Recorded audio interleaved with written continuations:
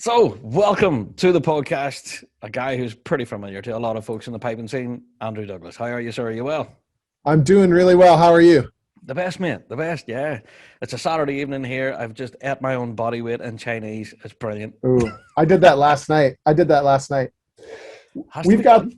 we've got these. Do you have them in the UK? The sushi bowl places where you get it's like a big bowl full of sushi ingredients. Ooh, no, but I like the sound of that. It was fantastic. I wasn't sure I Ooh. was going to like it, and it was really really good. So Nice, nice. there you Well, go. me and you could sit and talk about food. I'm sure. Yeah, mine was a curry chip. It was very glamorous. But there's a great reason why we have you on the pod this week. It's because you have quite an exciting new release coming out now. A brand new book of all things, Andrew. Exactly. Do Yeah. you want to tell us about this? Where did this come from? Well, it's funny. I've always intended to someday write a book, and uh, of course, COVID has sort of got us all in our homes with not so much. I wouldn't say I've had a lot of spare time, but it's been a very focused time. You know, Mm.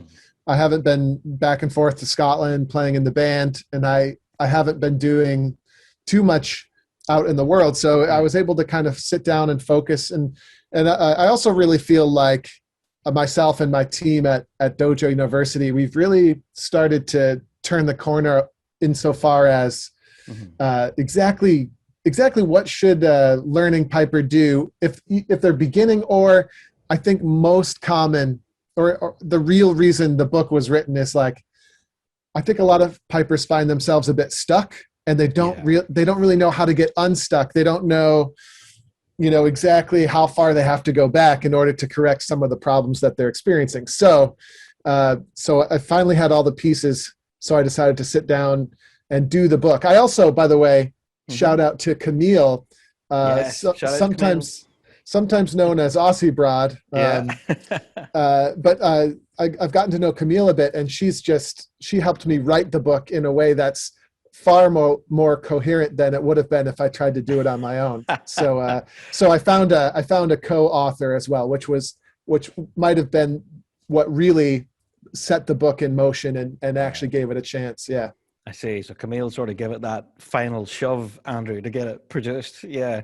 Uh, absolutely. so we had you on previous shows. We were talking about all your work at the dojo. We also talked about your new music that you were releasing and everything, and now a brand new book. So yeah, before we get into the actual book and what it all contains and stuff, do you? I don't know. How much time do you have? You seem to churn out so much stuff, Andrew. It's crazy. Well, let's see. I don't have that much time, especially we've got two young kids as well. So Yeah. what I try to do is make the most of every bit of time that I can, and I'm maybe a bit of I might be a bit of a nerd in that respect, where I listen to a lot of books on tape, and I read a lot of books, and a lot of them have to do with entrepreneurial type things, like, you Yeah. know, how to actually make the most of your time. And I also have developed a great team of people at the dojo as well. So Mhm. things that might take up a lot of time for a standard bagpipe teacher don't take quite as much time for me, because I've got great support behind me, helping make things happen.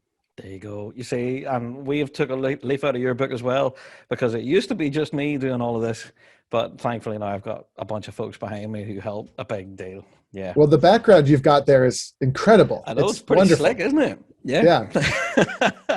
That's not me, by the way. Shout out to Aaron. Yeah, the voice of the weekly drone done this. There you go. There you go. All right, so I want to get into it then. Now, this sits outside. I have to say, we've been promoting now for a number of weeks now to our listeners about bigrapshow.com/dojo and the service that we're offering over there, which is free. Sign up, it's tailor made, all that stuff. You guys have already heard the promo at the start of the podcast. But this sits well outside of that, and it sort of is a standalone book that you can buy, have in your hand, and take it with you, basically. Yeah. Right. Yeah, this is for one of the objectives when we wrote the book was, you know, if you're not the type of person that wants to sign up for lessons with us, Yeah. uh, I think if you're motivated, you can read in this book everything that we have to offer, and it can really springboard you to success if you just follow the basic process. That's my hope in releasing the book, that it'll help a lot of folks who are self-starters.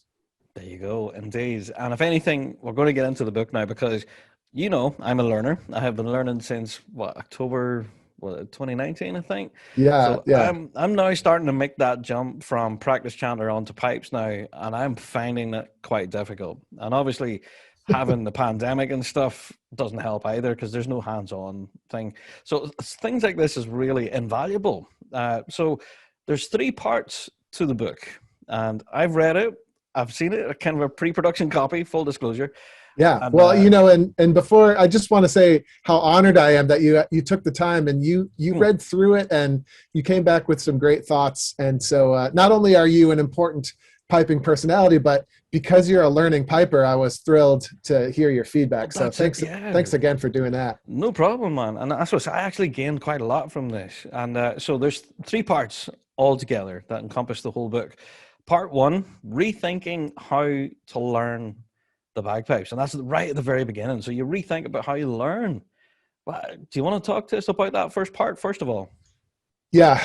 Well, the big idea is that I think there's a lot of preconception, and there's like the right word's not coming to me, but there's a stereotypical way that you learn the bagpipes. Yeah. And 98% of us kind of all learned the same way, myself included, and that way is definitely not bad, but things can get missed along the way. And what we do at the dojo and what I went into in the book is, if you look at the way we learn anything, and I use examples in the book, how I learned CrossFit, how my daughter learned how to ride her bike, and then we talk a little bit about learning how to read, because most people in the world can read at a very high level, and they can do it mostly without having to think too much about it. And there's varying degrees. There's scholars, sure, but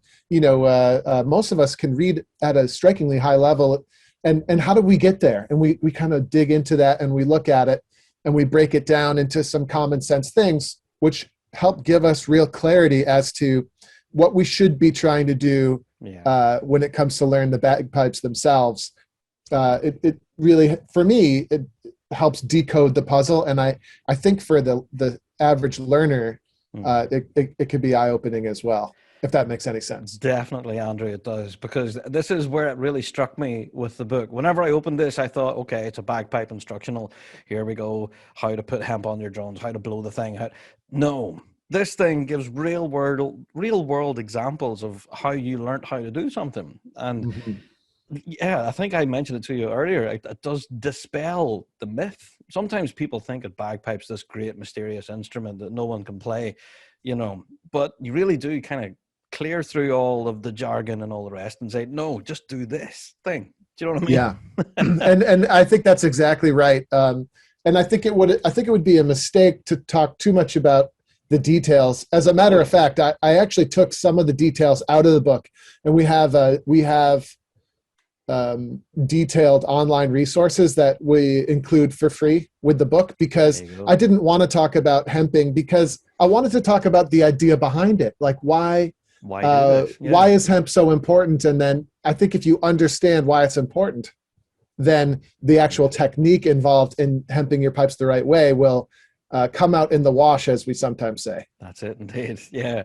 So I think we've already covered this, but there's one quote that really sticks with me, and I've actually written this one down.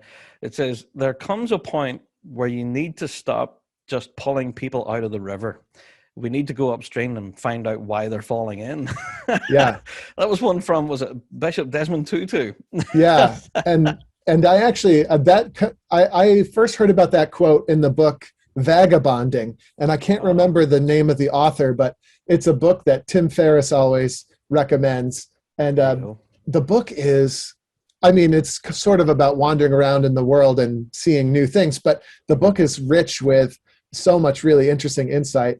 But it really struck me that's what we're talking about with bagpiping, because I think there's a lot of giving students fish out there in the world Yeah. where, if you have a problem with your pipes, your instructor will just fix it for you. Or if you're having trouble with your tuning, let me tune you up so you don't have to deal with it. Or Exactly. I think, or even worse, here's a digital tuner that'll solve all your problems, which couldn't really be further from the truth if you want to really learn about the pipes and how to control them and use them to forge your own unique musical voice. And so, so I love that quote. I thought it was a great way to start off the book. Absolutely fantastic. That's why I've written it down. Actually, I might get that tattooed on me at some point, But this is part one where you rethink about how you're learning in general. But then once you've done that, you move on to part two, which gets into the meat and veg of it, the actual meal of the book, where you're talking about achieving bagpipe freedom. Now, there's one particular bit in this that really struck me. This is the first time I've really seen it actually written and down in black and white, how to blow a set of pipes, what's expected of you physically, what you're supposed to be doing and listening for, because I don't think I've ever seen it written anywhere. Me either. Never. Yeah. And there's a few things in there. The first thing is when we were putting together our course for transitioning to the bagpipes at the dojo, we realized, Carl and I were in there filming, and we realized, how are people actually supposed to hold the pipes? Like, I've never been taught that, and I've never really had words to describe it. And usually you're just sort of in a lesson and you're just kind of helping the student do it. So I sat down and I sort of thought through the key elements, and that's where we came up with the 4 points of bagpipe posture, which is, you really can't do anything unless you're holding the pipes well. And so we start with that, and the technique moves forward from there. But it is interesting, isn't it, to have actual instructions? Yeah. Like, well, that's it. You mentioned posture there. I noticed some people play with one shoulder higher than the other. Right. People hunched over, some people stretch back. Terrible things that you never really notice. But until I read it, I go, oh yeah, that happens. And then, and I think athletics was a big inspiration for me, and weightlifting and some of the stuff that I've gotten into more as I've gotten older. But one of the big things about athletics is that you'll notice that all form and posture is based on, it's based on, let's say, a ready position, or just your body in a nice natural stance. Yeah. So much that it all starts with that. And then if you look at a bagpiper, if you look at Jack Lee or Stuart Little or, any great player, you'll notice, if you just look at their body and you don't look at their instrument, if you just look at their body, you'll notice that it looks totally natural and comfortable, and there's no contortion or any sort of weird stuff going on. Struggling at all. No, that's it. Yeah. Right. And their body's not weird, twisted up into a weird shape. So we need to start with that with a beginner as well. And we really shouldn't proceed until, the bagpipe fits the body, as opposed to the other way around. That's right. It, indeed. Yeah, I know. And I know, I think we've talked about it on the show here before, about players who are told you have to play a large bag and that's it, regardless of your body size or shape. And you have to play a full cane, and your reeds are like a 2x4. You can't blow the thing. You know what I mean? But those would all be examples of not good advice. Exactly. Yeah. And the reason why is not that you should never play a hard reed. That's not what I'm saying. No. It's that the reed should be the right intensity for you. Yeah. And it's like, when I play an Inverary, my reed is quite hard on the grand spectrum of reeds, but you have to think about what I'm trying to accomplish at this stage is much different than what a beginner's trying to accomplish. Yeah. And I also have a lot more experience, and certainly relative to, let's say, a young learner of the bagpipe, my actual strength to blow a hard reed, I'm much more capable of that. So it all depends, right? And it should all decisions and teaching should be with the interests of, helping that person develop control over their instrument. Exactly. Yeah. So we're not going to spoil any more of part 2, but honestly, that is where everything is, and there's so much information in there, and we've only just kind of scratched the surface of it, honestly. But then after part 2, you're into part 3 of the book, where it talks about bagpipe freedom applied. So now, once you have relearned it, you've applied all of these different methodologies and stuff, now you get to apply your freedom and develop your own voice. This, honestly, for me, fascinating, and I keep going back to read this. Honestly, I really enjoyed this part. So how did you find putting this together, this third part? Well, the third part is the but part. Exactly. If that makes sense, because I think first of all, I think that a lot of people in the bagpipe community have a negative reaction to the idea of a formula or a method or or like, hey, here we have the answer. Like, and obviously to be skeptical, I think is totally normal.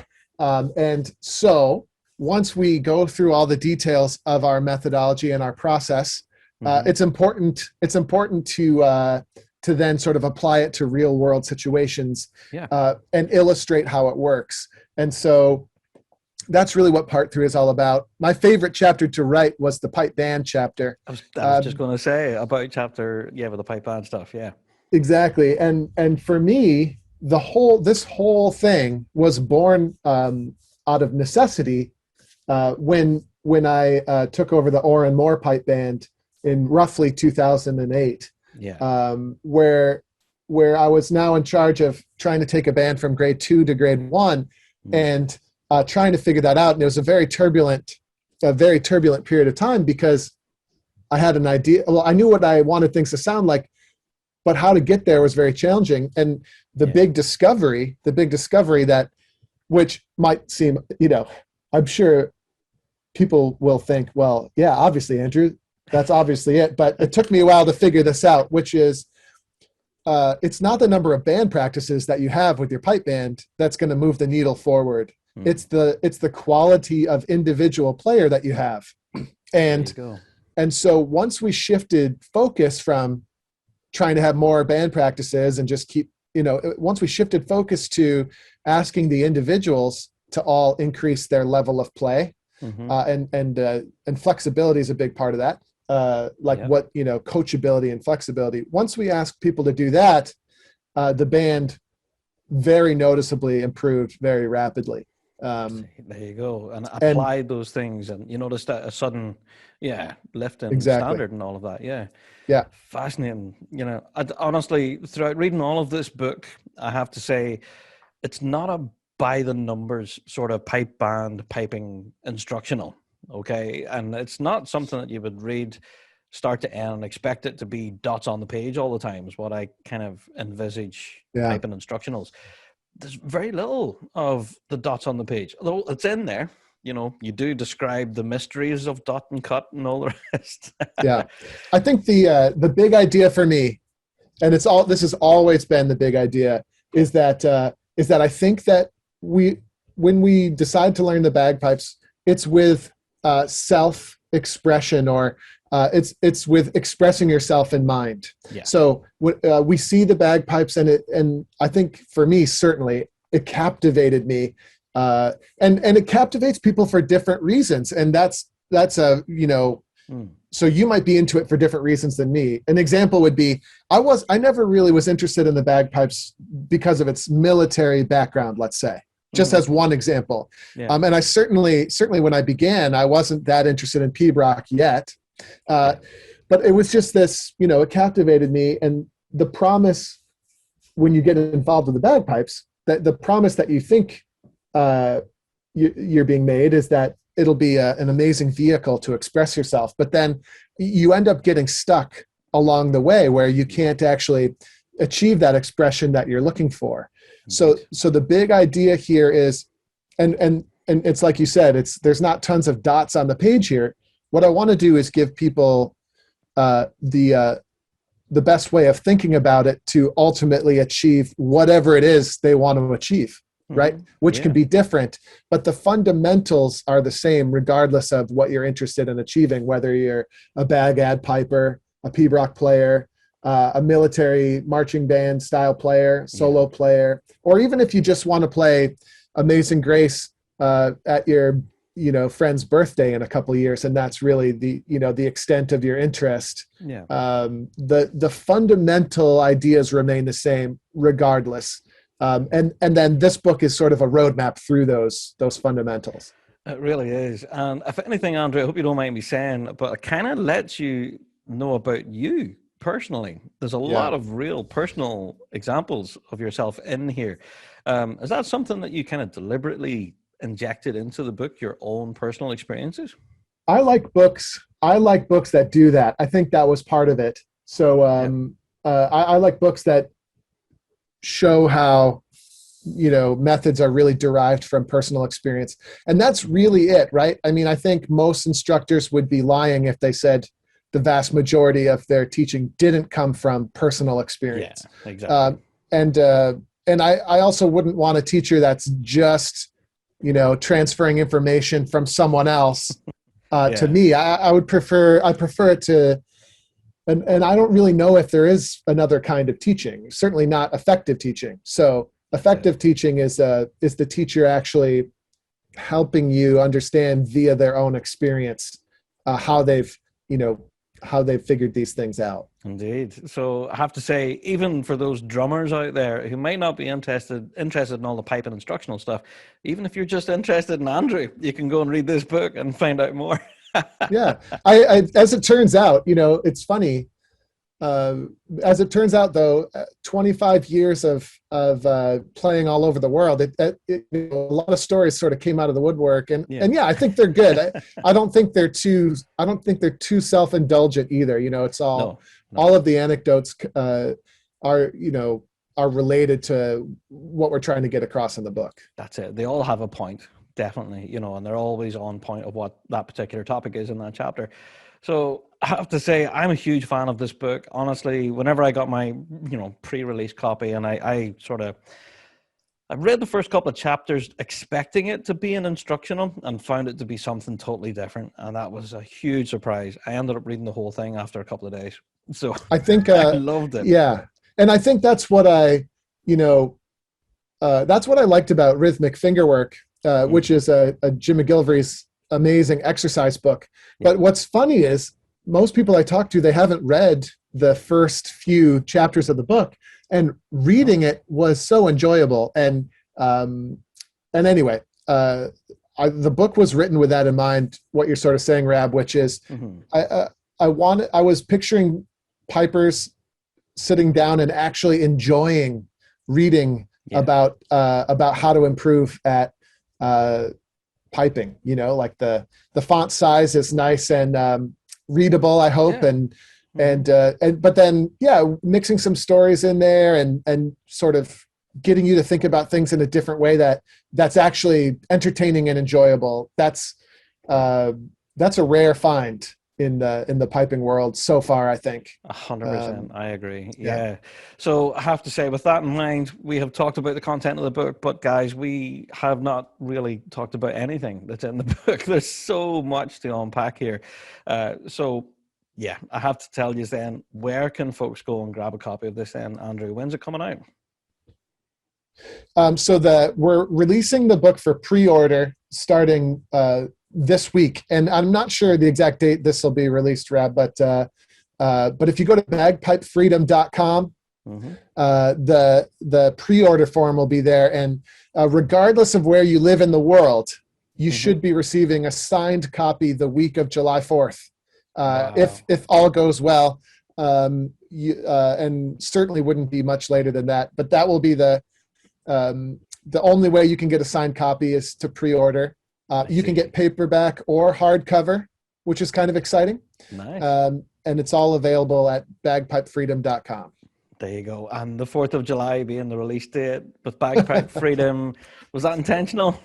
Oh yeah, it was intentional because obviously July 4th is Independence Day here in the States, but also it has the added bonus, Rab, of slightly annoying our British friends See, overseas. you're giving a little poke there. Yeah, Yeah. just kind of like I find it funny thinking about all the British piping teachers over there rolling their eyes at the July 4th release date. But hey, you can't take this stuff too seriously. You Not just at gotta, all. Yeah.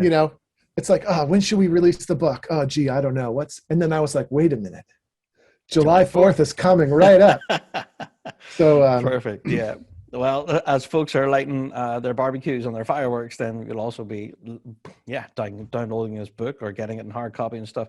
Yeah, fantastic stuff. The interestingly, the audiobook version will be included with purchase of the book as well. I was going to ask you about an audiobook. I think this would work really well as an audiobook, Yeah, and I'm finishing up recording it myself, so you get to hear this nice, smooth, buttery voice. I get a lot of flack for how I don't have a radio voice like you, Rab. Let's say that much. God, but no, I disagree there. Yeah, but if you're doing the audiobook then for it, yeah. Yep. So the audiobook is almost finished as we speak, and on July 4th it'll become available to anyone who owns the book. So nice. So it doesn't cost any extra money or anything like that.